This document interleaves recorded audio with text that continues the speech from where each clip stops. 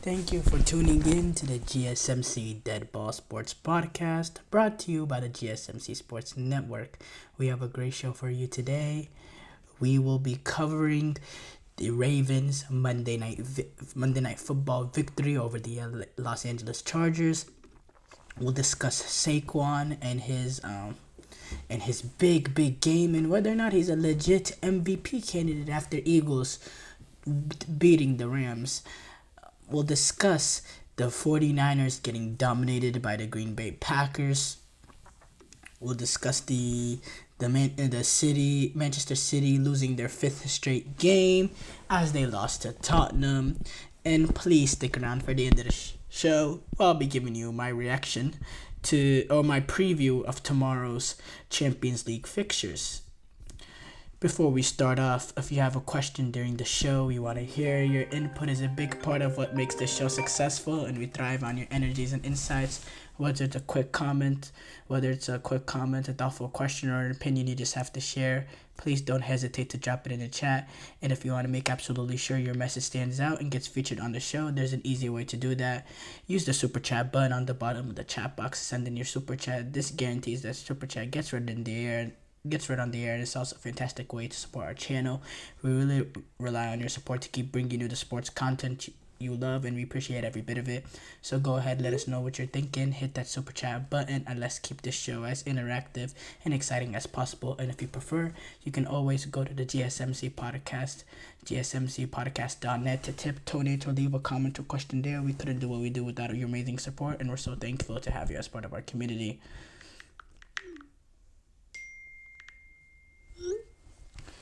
We have to start off though with the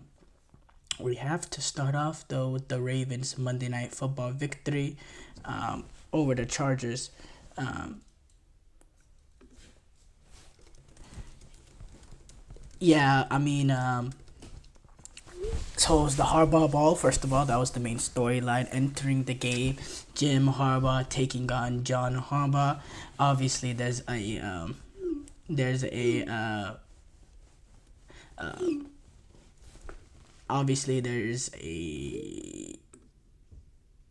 a big game still going on. Besides the fact that John Harbaugh is taking on Jim Harbaugh, the Ravens entering this game off of a disappointing loss to the Steelers, trying to gain some momentum back towards them going forward after a huge help they got from the Cleveland Browns on Thursday night of beating Pittsburgh to bring them right back into the division title race, while the Chargers came in off their biggest win arguably of the season, beating a Bengals team who has not been doing great this season, yes, but if you look at the Chargers and the quarterbacks that they beat beforehand, that was their most impressive win. And in this game, I thought they got off to a good start. They got that touchdown early on in the game, and they looked like they had that little bit of momentum. But what the Ravens were able to do in terms of returning back to what they were doing really, really well earlier on the season, but Baltimore Ravens is a dangerous football team when their running game is on point. When you have the combination of that run game and what Lamar Jackson can do with his legs, and then on what that does to open up, opportunities for Zay Flowers, Bateman, and the boy, and Mark Andrews and them boys. The start is just being able to dominate in terms of the run game. And sometimes in the past, the Ravens, and going back to last year's AFC Championship, they've sort of deviated from a play calling perspective just randomly in moments that you don't expect. But and if you look at what Derrick Henry has been doing earlier this season compared to what the production he's had in the last few weeks, he's he's slowed down a little bit. But today he got back to his earlier season form, 24 carries for 140 yards. He averaged 5.8 yards a carry, and he was just gashing this Chargers Chargers defense, who has been one of the most elite defenses in the league. They've been brilliant. They're a brilliant defense. They're a brilliant red zone defense. And today they were carved up by Derrick Henry and this Baltimore Ravens offense. They were really able to generate what they want. And the thing that was most impressive about Baltimore is, number one, they were very efficient in first and second down. They kept themselves out of third and unmanageable. They kept themselves always in third and manageable. And what that allowed for the in terms of the Ravens is to get in those third and ones, those fourth and ones that they continuously were able to get. Because if you're in a third and one, fourth and one that we saw multiple times, you're in that situation. It's almost guaranteed to get the first down when you have Derrick Henry at the wheel. It's almost a guarantee. It's a highly unlikely to stonewall Derrick Henry from not even getting a yard. And that was the case. The Ravens did a really good job of that. They made certain stops. Obviously, I still think the secondary can be a little bit concerning in certain moments. They had a few moments here where, there was PIs or could have been PIs, and it was, and it was split moment things that, kept the Ravens in terms of, kept that secondary from, not conceding a play to keep the Chargers on the field. But overall, it was a great bounce back after last week. The way that they were able to get things going. And look, Baltimore Ravens, they're a winning football team. They have a winning culture. Now they're 8-4. They still haven't played their best football of the season. I think they're a really, really good team, and obviously they are a really good team. And as far as the Chargers, the Chargers, they still have not beaten a team with a winning record, despite that they beat Cincinnati, but Cincinnati has been poor this season overall. The Los Angeles Chargers, there is still that question over them. Can they beat a good team? Their 7 wins this season came against the Bengals, who are 4-7, the Tennessee Titans, the Cleveland Browns, the New Orleans Saints. The Denver Broncos is probably the best win of the season. Yeah, the Denver Broncos. So they have one win over 500, actually. The Denver Broncos, and against Carolina and the Raiders. They've only won one of their 7 games have been against teams with winning record. And any team that they've gone up against that's decent, you could argue that they've look Cincinnati. Cincinnati's a weird one. They're 4-7. I still think they're a decent team, but let's exclude Cincinnati out of the way. But they lost to Arizona. They lost to the Chiefs. They lost to the Ravens, and there was a 4th loss, and then they lost to the Pittsburgh Steelers. It's a little bit shaky right now where I see them. I think Chargers are a team. They just lack that explosiveness. And look, there was a big moment in this game. The Chargers are down. I believe they were down 7 at this point. You have an opportunity that on 3rd down, Justin Herbert hits a wide open Quentin Johnson, who's coming on a crosser type of route, and he just drops it on 3rd down. He's able to catch that ball, and he has nothing but green grass and a blocker ahead of him. There's one Ravens member of the secondary, but other than that, if that can get blocked up cleanly, you're talking about a lot of and it's an absolute game changer. That one, it was at the beginning of the 4th. Chargers were up, Ravens were up 7. 3rd and 6. He catches that ball, and he might still be running.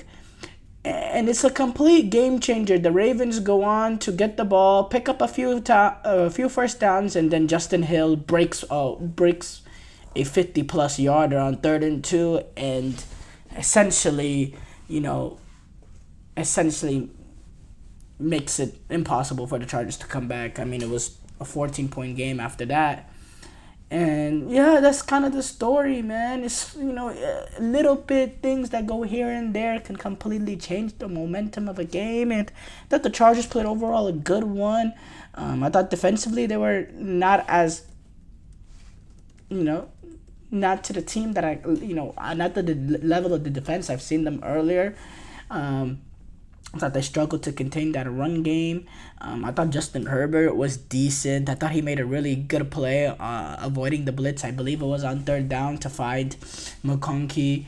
And then they ended up getting a field goal out of that drive to cut it to a 1-point game. I think at that point they made it 17-16.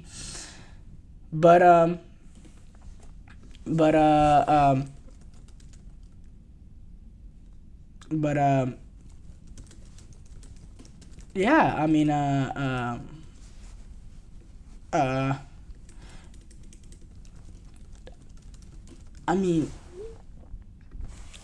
it's hard to analyze this for the Chargers. I still want them to see them beat a really good team. Now, going back, I'm gonna answer this comment I see. So the the Chargers are getting into that wild card spot. And he says that Miami is looking to secure a wild card spot. Steelers, Broncos fighting as well. Look, number one, so there's 3 wild card spots, right? Let's assume that one will go to the team that doesn't win the AFC North between the Steelers and the Ravens. One of those 2 teams will get a wild card spot. I still think Bengals are still in it for that 7th spot, even despite the fact that they're 4-7. But eliminate that. They're not the one team competing with the Chargers. I think the Chargers are comfortably will get into the playoffs right now. They're 7-4. They have a half a game lead over the Broncos. They have one less loss than the Broncos, but they have the tiebreaker over the Broncos. The Chargers beat the Broncos earlier this season. Chargers also get another chance to play the Broncos. This time Denver has to go to LA. I believe in a head-to-head, I'll favor the Chargers over the Broncos any day, just because the Broncos has a better team. In my opinion, overall, offense, defense, special teams combined. Broncos have elite defense, but offensively, I don't think they could compete with the Chargers right now, despite the Chargers offense being a little shaky. I just trust the Chargers situation a little bit more. And then you see, the Chargers, they have the Patriots in there, they have the Raiders, they have an Atlanta team that can be a little fugazi. We don't know, Atlanta is a fugazi team. It's a team that Chargers I expect will beat. The Buccaneers, that can be a difficult one. But still, I think the Chargers are in there. Chargers don't have relatively that hard of a schedule. And in terms of getting in, I think they'll comfortably get in. They'll be that 6th seed. I think the Broncos, Cincinnati, Miami, those are the teams that are really going to be battling in that 7 seed range. But I think the Chargers, if they don't have a crazy collapse, I think they're kind of locked into that 6th seed, just because of the fact that for them to jump either the Ravens or the Steelers, not only do they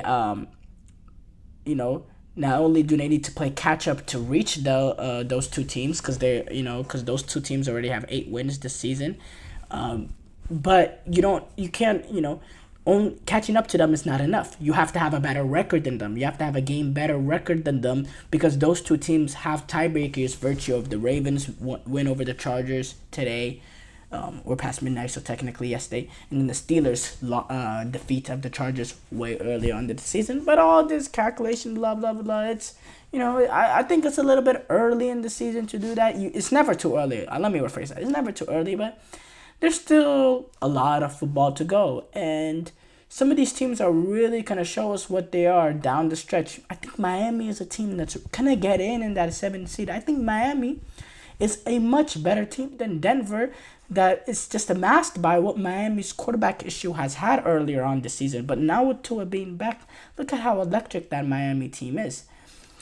But yeah, we'll get to that. Short break here coming up. When we come back, though, we will discuss the Eagles-Rams game. I feel like I'm losing my mind. Is everybody in the world blind? Please, Lord, give me a sign, a sign. I feel like I'm losing my mind. Is everybody in the world blind? Please, Lord, give me a sign, a wanna be the greatest. Everybody on the fake shit, I look around and feel like everybody is the fakest. I make this every day and I'm impatient, hoping one day I blow up from the basement. Statement, the top is so vacant. None of your shit that I think is amazing. Waiting for my day when I'm playing sold out shows for 1,000 faces. Hey, give me that crown, get in my way and to be put down. It ain't your place, all this my town. If I want that shit, then I'll get it right now. I'm losing it, the noose it fits, some loose shit, a stupid myth. You choose to live or choose to dip, you choose to fight or lose your grip and lose a gift. I feel like I'm losing my mind. Is everybody in the world blind? Please, Lord, give me a sign, a sign. I feel like I'm losing my mind. Is everybody in the world blind?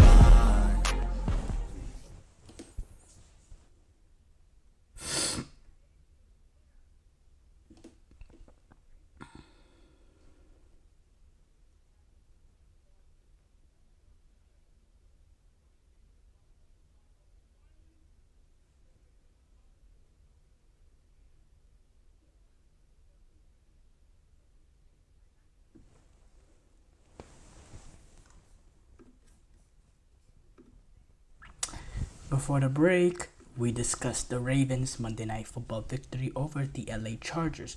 We move on to discuss Saquon and his big game as the Eagles defeated the Rams. Saquon went on a doozer. Absolutely phenomenal game. 26 carries, 255 yards, 2 touchdowns. Man, I'd love to see his fantasy stats. I believe anybody who had him had, had a very good chance at winning their week just based on what Saquon. 26 carries for 255 and 2 touchdowns. In this era of quarterback football, of pass offense, of heavy pass offense, to go 26 carries of 255 yards and 2 touchdowns is absolutely sensational. As the Eagles defeated the Rams 37-20, and yeah, look, the Eagles' balance attack of being able to being able to only throw the ball 20 times, to have, ideally Philadelphia Eagles, they want it to be 50-50. If they could have more carries than passes thrown, even better. They had 26 carries. They only had 22 passes thrown, and if Saquon running it for the way he's running it, averaging 9.8 yards a carry, why throw the ball? Why even throw the ball? I mean, he's averaging 6.2 yards a carry. Saquon Barkley is 6.2 yards a carry. That's ridiculous. That is ridiculous. I can't put into words. We're through. Eagles have had played 11 games in this season.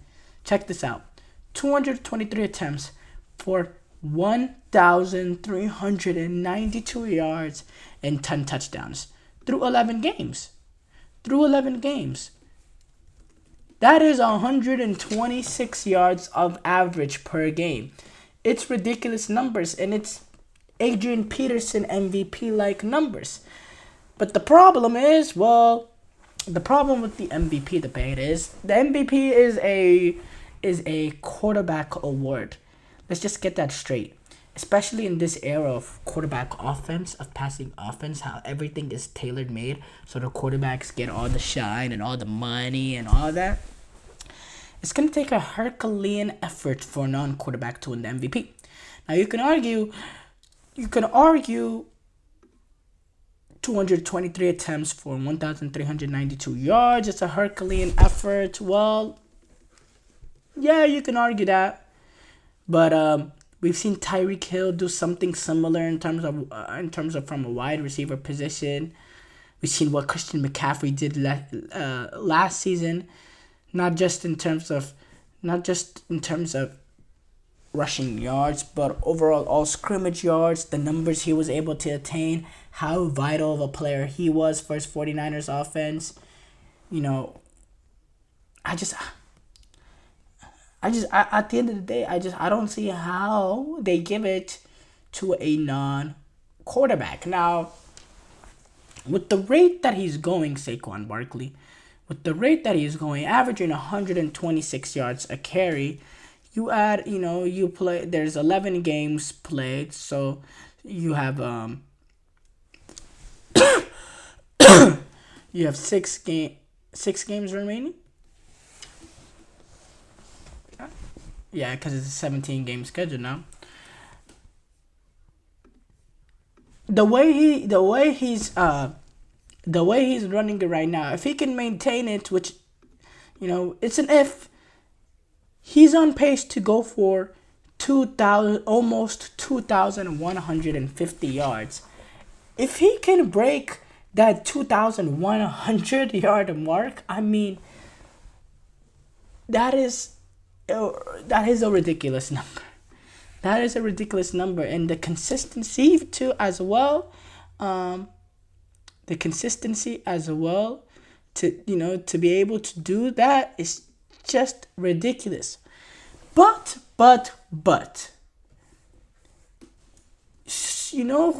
someone also had a big game today, and someone who has had a little bit of a quieter week over the last few weeks and maybe got people to forget about what he was doing, and someone that's doing something culpable is Derrick Henry. Derrick Henry this season has 221 attempts for 1,325 yards and is averaging 6 yards a carry with 13 touchdowns. That's ridiculous too. Now, Saquon does have 27 receptions compared to Derrick Henry's 10, but also Saquon has made some mistakes this season that cost them games. Actually, the big one we're talking about really is that drop against the Atlanta Falcons. That drop early on against the Atlanta Falcons. And it was a bad drop. It was a bad drop, and it single-handedly lost them the game. I believe that might be their last. No, they also got destroyed by Tampa Bay. And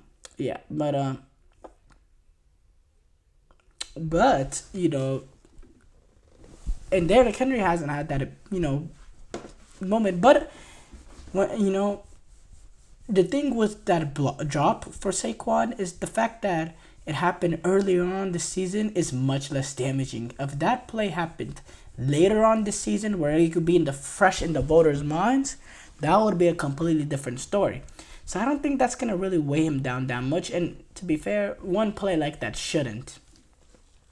But Derrick Henry's having an equally unbelievable year, and the importance that he has to the Baltimore Ravens offense is similar to Saquon. Now, Derrick Henry does have Lamar Jackson alongside him as well. That's going to, take away from his impact, I guess. But, Saquon has been ridiculous. But you look at other quarterbacks in the years that they've been having, Josh Allen, which I'm not a fan of. But, he's up there, in terms of MVP odds. I still think Lamar Jackson, at the end of the day, just overall what he's been doing, I think he's always going to be in there. And then Jared Goff, he's sneakily in there, what he's been able to do this season, and he just keeps winning games. I don't know. I think this MVP race is something that will come down to the wire, and I definitely think Derrick Henry should be back in the top 5. I see Mahomes in a lot of people's top 5s and not Derrick Henry. Look, has Saquon really been that much better than Derrick Henry this season? No, they both played at similar levels, both really extremely high levels, and what they've done. And by the way, a lot of these running backs that's been succeeding this season have been running backs that have been brought in, during free agency. Derrick Henry, Saquon Barkley, Josh Jacobs, who had a game for the Green Bay Packers. We're going to discuss that next segment. Aaron Jones, the free agency market has been something that GMs have benefited off in terms of, the running back free agency market. And in teams that, teams that are not willing to give second contracts out to running backs because of the shelf life and all that, have allowed a lot of top running backs to walk, and it's allowed teams to, that can afford it financially to get, these top running backs into their ball club and to get the best out of them. And I think what's really special about what Derrick Henry has been doing compared to the other running backs is the fact that he is age 30. Running backs have a shelf life nowadays. Running backs, they give us about 3 to 4 elite years and then it's totally plateau. For Henry to do what he's doing for the Ravens, 1,325 yards through 12 games, that's 110 yards a game. He's been absolutely ridiculous. And to do it at age 30, I think is quite an accomplishment. But going quickly to the Eagles-Rams game, Eagles, they're showing something, and they've done a great job. You look back earlier on to, our perceived thoughts about them after that Buccaneers game, how they've been able to hang in there and started, slowly and steadily start gaining momentum to the right way. And then, now looking like a team that we thought the Eagles would look like, last season, similar to the team that we got, that Super Bowl run, and then the Rams, the Rams are who we thought they were. They'll win a game or two here and there, but they're just not a great team. They're an average team in an average division filled with a bunch of average teams, and they're still in it because, the Cardinals lost to the Seahawks, and then the 49ers got absolutely bombed. They're still in that division race, but again, there's the Rams defensively, they're leaky. Matt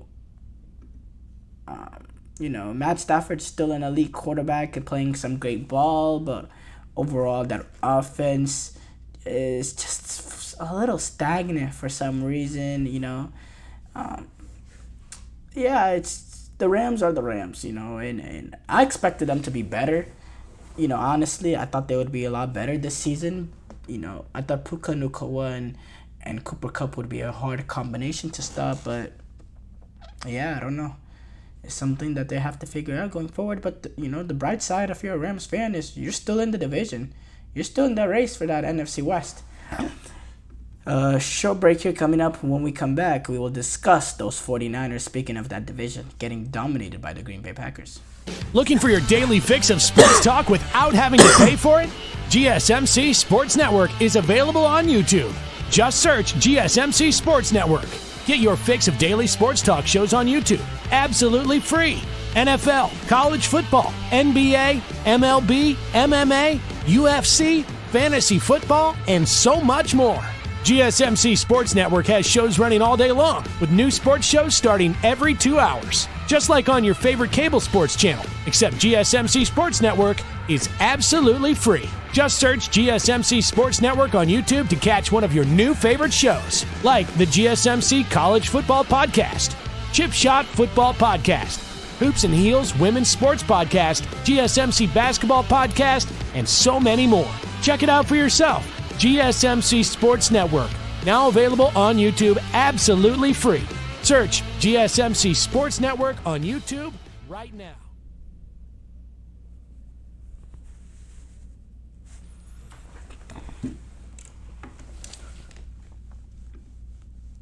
Before the break, we discussed Saquon winning MVP was the Eagles taking on the Rams.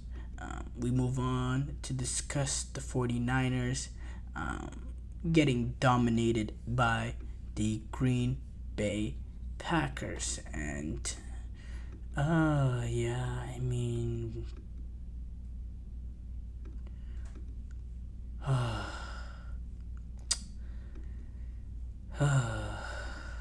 Yeah, it's a tough one. So the 49ers, obviously we know some of the injuries that they faced this season, and we know the guys that they will not be getting back. The Brandon Ayuk's, the Javon Hargraves, Dre Greenlaw, who's still injured, still from last year's Super Bowl Achilles injury. By the way, they opened up his practice window, or whatever the hell that means. They say that all the time. I don't even know what that means. But essentially, I guess he's gonna be, back this week. And yeah, they had those injuries that they had, and then we have the injuries. Brock Purdy, he hurt his shoulder. It was announced on Friday that he wasn't gonna be able to go. Charvarius Ward came back after the leave that he had over his daughter passing away. Such a tragic situation there. He's been back at practice this week, but it seems like 1 week of practice is not enough to get back into game shape for him. So he's out.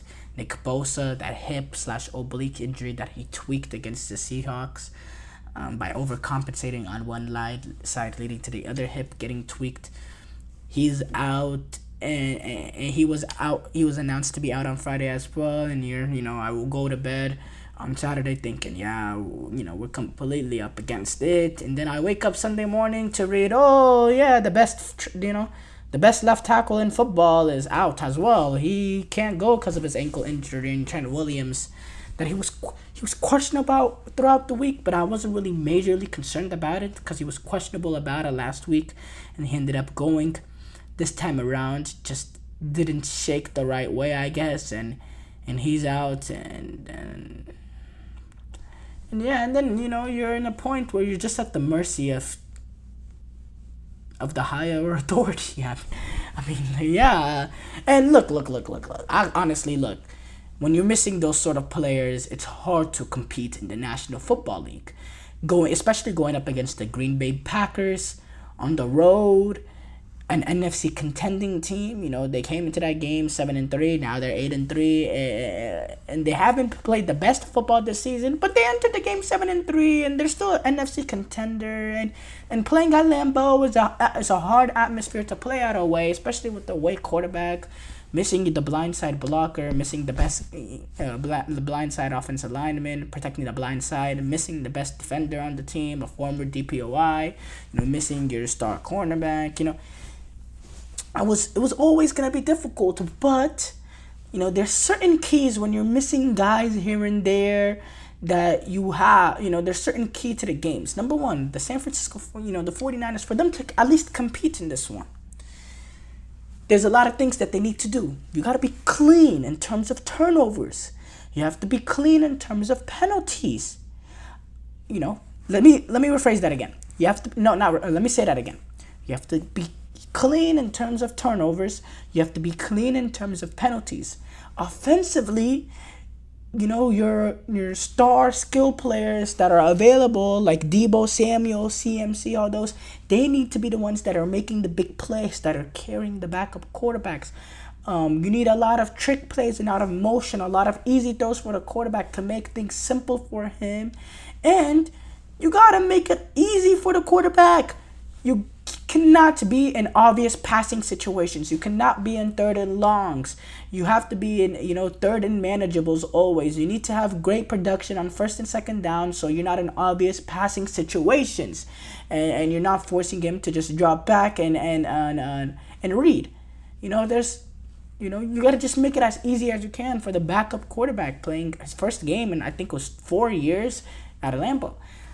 Ladies and gentlemen, the San Francisco 49ers did absolutely none of those 5 keys. They all 5 just complete and utter failure. And that is why you get embarrassed and get dominated by the Green Bay Packers 38-10. A Green Bay Packers team that, honestly didn't even play that good of a football game. Jordan Love, he had a few throws here and there where I thought the 49ers secondary should have trounced on. He also hit Christian Watson deep for a potential 60-yard touchdown at the end of the half to break open the game in the first half. Christian Watson drops it because Christian Watson is not a good football player. It was embarrassing, but it could have been worse. And honestly, it shouldn't have been. It should have been a way closer of a football game because, you're missing the injuries and all that. And those can be the difference maker plays. But the constant penalties making offensive drives just impossible to maintain. Debo, CMC had looked horrible. Jordan Mason in his that one run Jordan Mason had was more production than what we saw of CMC all game. CMC committed that turnover. Brandon Allen hit a really good throw to Debo Samuel. That leads to an interception. And then, I say no turnovers. Brandon Allen, he fumbles the ball. Ladies and gentlemen, that fumble, that Debo drop that leads to an interception directly led to Green Bay Packers 14 points in this ball game. Directly led to the Green Bay Packers 14 points into this ball game. That completely broke open the game in that second half. And then later on, CMC just couldn't maintain anything going. He eventually ended up fumbling after, they were already down, I believe, 31-10 at that point. So, it was a fumble with the game dead in the waters, yes. But that happened as well. And the penalties, the penalties offensively, are killers trying to maintain drives. Defensively, that PI in the end zone, which honestly, I didn't think it was a PI. I thought, I forgot what Niners quarterback, I think it was Ronaldo Green or whatever it was. I thought he got there in time. They ended up calling it a PI. And then it led to Josh Jacobs getting a touchdown. The 49ers defense, oh my God. I mean, this is,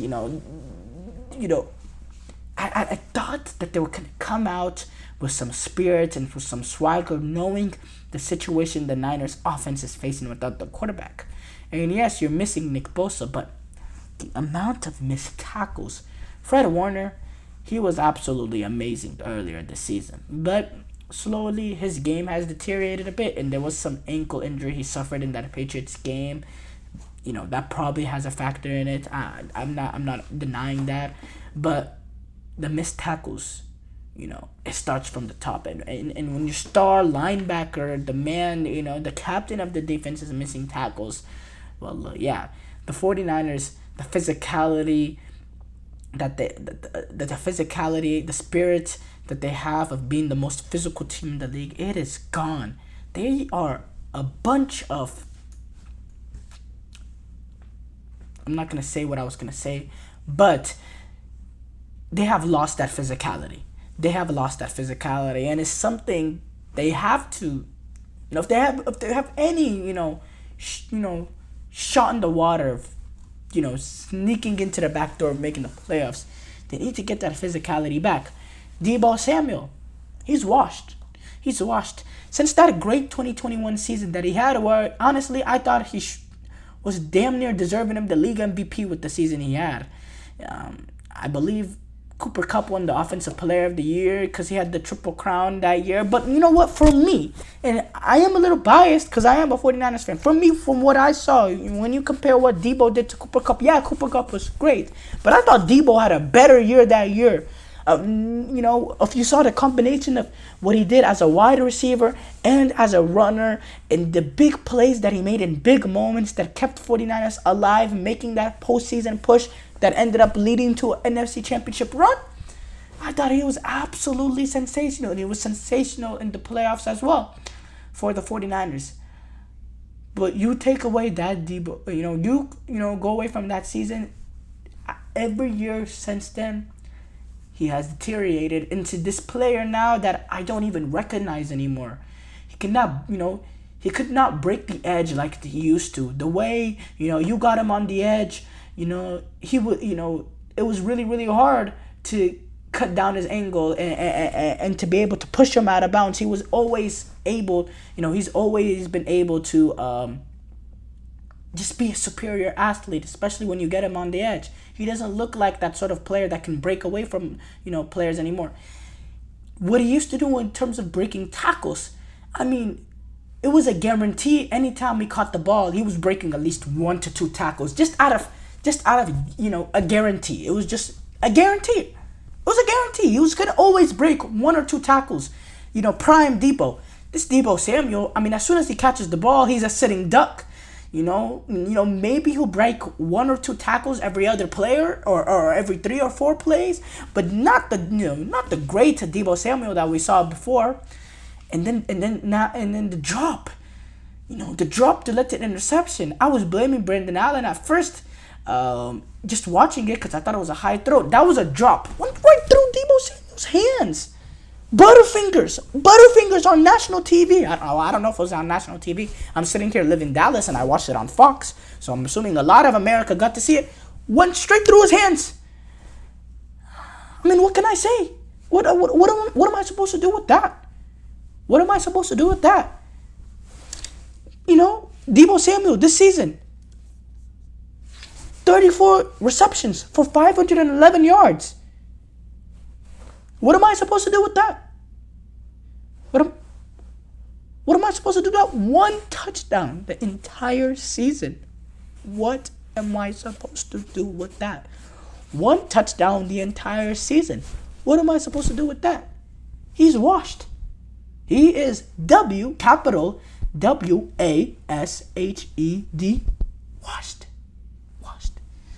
And he's been a great player and all that, but the throwing, the incident in Tampa Bay with pushing Tabor Pepper and getting. No, I'm not even worried about Tabor Pepper. I'm worried the fact that him arrogantly going up to Jake Moody, telling him to log in as if a kicker's job is not hard enough, and then now just his performances on the contract that he's on. I mean, what am I supposed to do with that? And then look, it's I don't know how much time do I have. Yeah, look, wow. By the way, it's been 13 minutes so far. It seemed like it's only been 5 minutes. That's how frustrating of a loss this is for the 49ers.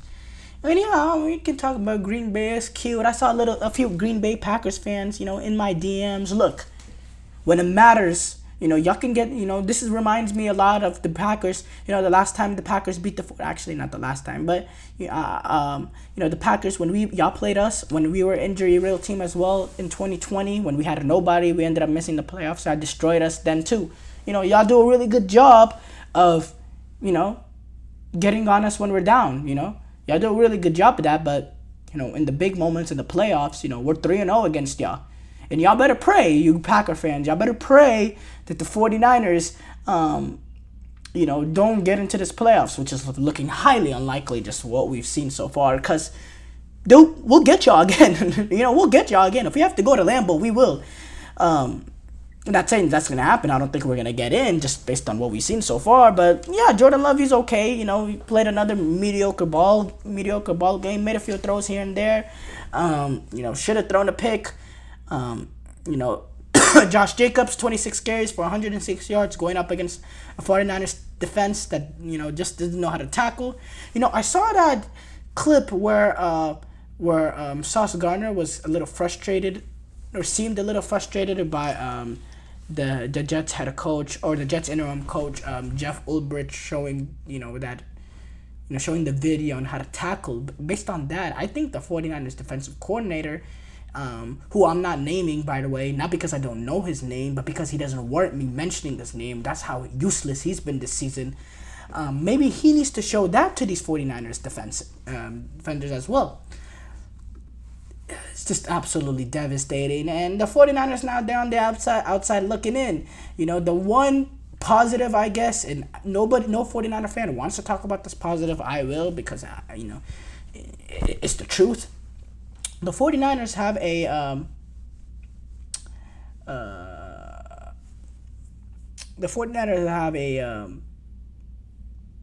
what's the word?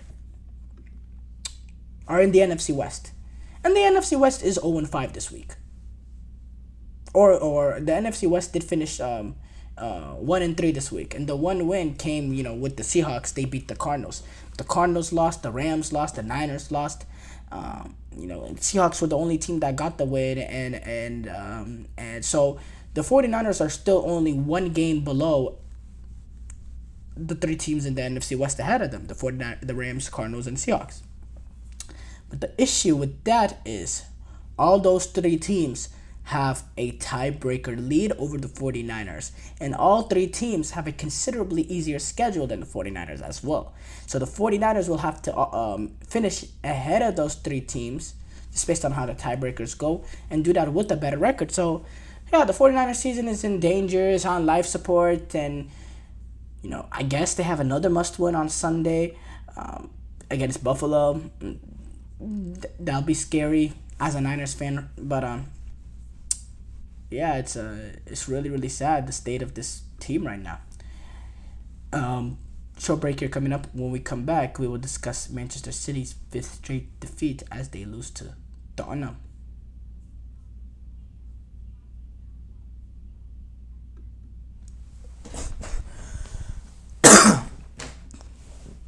For the best and latest podcasts available anywhere, go to the podcast app on your cell phone and type in GSMC to access free content-rich podcasts on health and wellness, book reviews, sports, entertainment, relationships, social media, movies, technology, finance, and even weird news. Subscribe and download the GSMC Podcast Network's family of shows, available everywhere podcasts are found.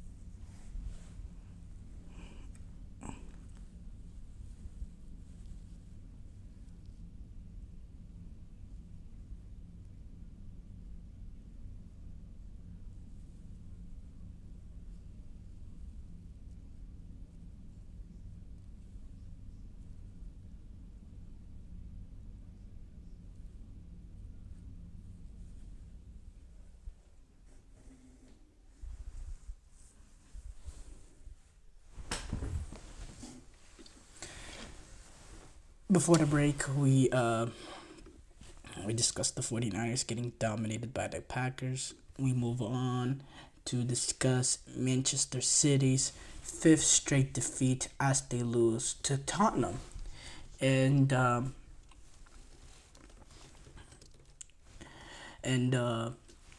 yeah, Manchester City, they are really struggling this season.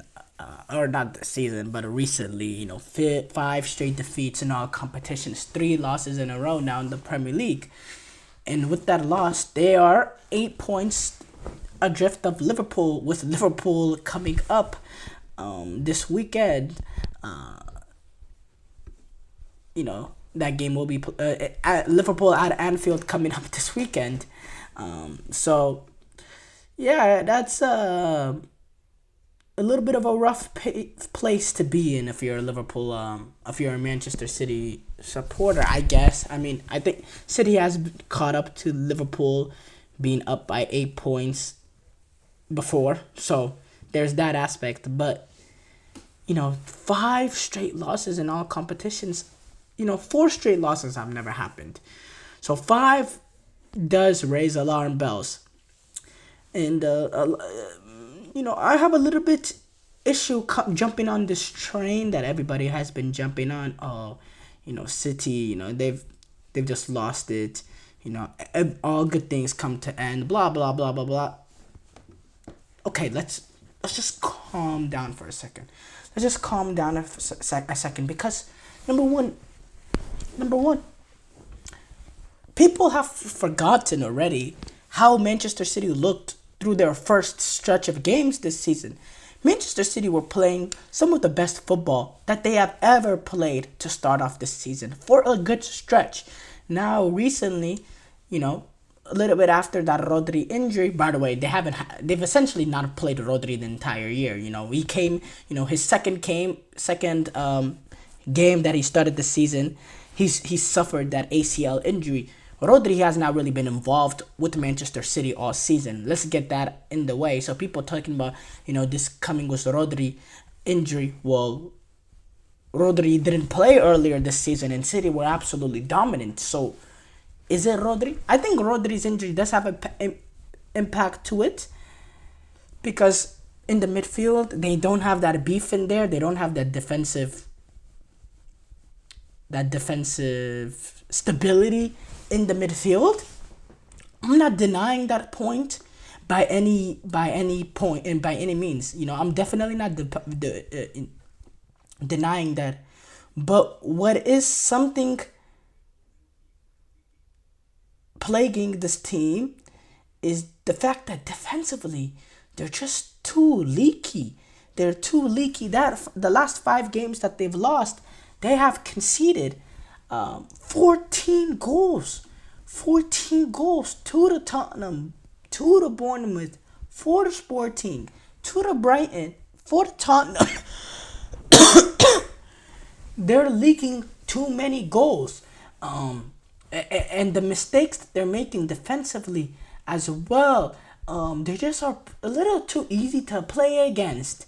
And what City have been able to do in games past is, they've suffocated teams so much that teams struggle to even get on the ball enough to create opportunities against them.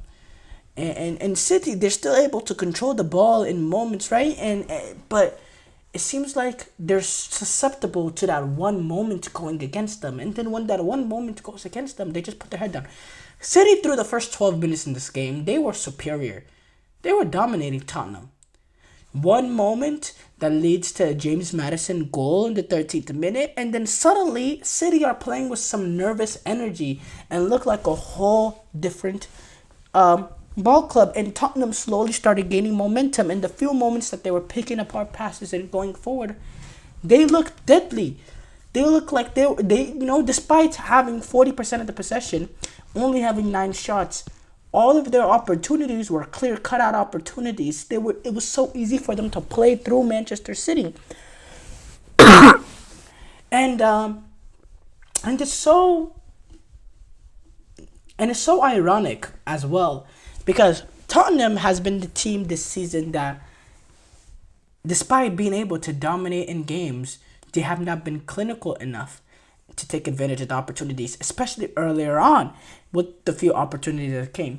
This was a reverse of what we've seen from Tottenham earlier this season. Despite the other team having more possession, having more of the ball, they were the ones that were more deadly, more devastating, more clinical. And they were able to get the job done. I mean, 4-0, I thought it was probably not a 4-0 game. I thought Tottenham were the better team and they deserved the comfortable victory. Don't get me wrong. I don't think it was a 4-0 game. To beat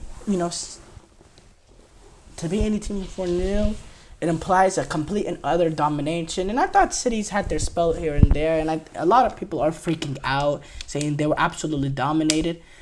Look, people are freaking out to that extent because we've never seen City look this vulnerable. A lot of people are bringing this up, but I have to say, when have you seen Kyle Walker just get done like that? When Kyle Walker gets done, it's mostly, because of his positioning in terms of defending away from the ball. It's mostly done from his positioning away from the ball. But what you don't see Kyle Walker is get outpaced. I mean, he just simply got outpaced by Timo Werner.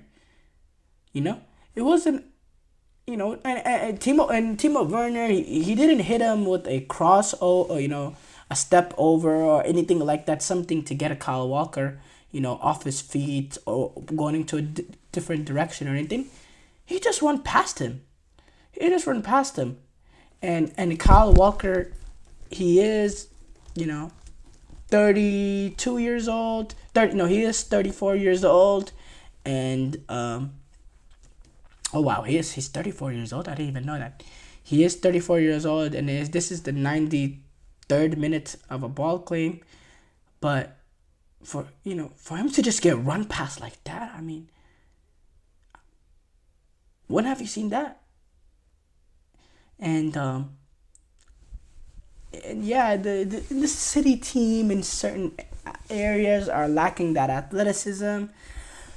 They're lacking that belief, and yeah, Pep Guardiola, he has a lot of work to do with this group.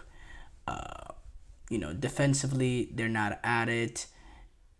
In terms of being able to create, they look a little stagnant. Kevin De Bruyne, he came off the bench this game, and he had that little bust up as well. Yeah, it's an issue. But for people to sit here and act like, oh, like City are out of it and blah, blah, blah, blah, blah. Come on. City, they can get something positive going against a Firewood team that's pretty poor. Start getting the momentum going back into the right direction as they take on Firewood in the Champions League tomorrow. Technically today, because we're past midnight. And then they can pull off if they can pull off a victory over Liverpool. I mean, they were 5 points now. Suddenly, it's all doom and gloom turns to bright sunshine. And even if City, let's say worst case scenario, City were to lose against Liverpool 11 points, if anybody could come back from 11 points, it is Manchester City. But they need to beef up that midfield. I don't know if you have the answers in the club right now. Do they have to wait a month and do something in January? They need to beef up that midfield. Defensively, they need to find some sort of system with this current group of defenders to get the best out of them. We saw this game. We saw Stones and Akanji with Guardiola as left back and Kyle Walker as right back. We've seen Guardiola do some mixing and matching. Against Brighton, he played Guardiola and Simpson Pusey, and then had Enrico Lewis and Kyle Walker. Defensively, they need to figure it out. Whatever the back four is, maybe switching potentially to a back three. We've seen him do that. And when they have the ball, deploy John Stones as a holding midfielder, essentially. Maybe do something like that to get a little bit more defensive stability in there. Maybe Stones playing that holding midfielder role as well. It gives you a little bit more defensive stability in the midfield with Rodri being out. Something has to change because, the way that they're going right now. Tottenham do, historically though, over recent history, they have had been able to get the better out of Manchester City over recently, or in recent times. They've been able to get the best in terms of the best of Manchester City. One of the few teams that City really have struggled in recent history has been against Tottenham. And maybe it's another case of that. Yes, but 5 straight defeats, it is concerning. 5 straight defeats, because we've never seen that under Manchester City. Under Pep Guardiola and Manchester City. But again, if anybody is able to get out of the hole that City are in, is how they started off earlier in the season. 5 defeats. They're still only sitting, if you look at the league table, 8 points away from Liverpool. That's still manageable. But yeah. Thank you guys for tuning into the GSMC Dead Ball Sports Podcast, brought to you by the GSMC Sports Network. Your support means a lot to us, so please remember to subscribe to the show and leave a positive review. It really does make a difference. We also invite you to follow us on Facebook, Twitter, TikTok, and Instagram for more content and updates. So thank you once again, and have a wonderful, wonderful day. Mm-hmm. Mm-hmm.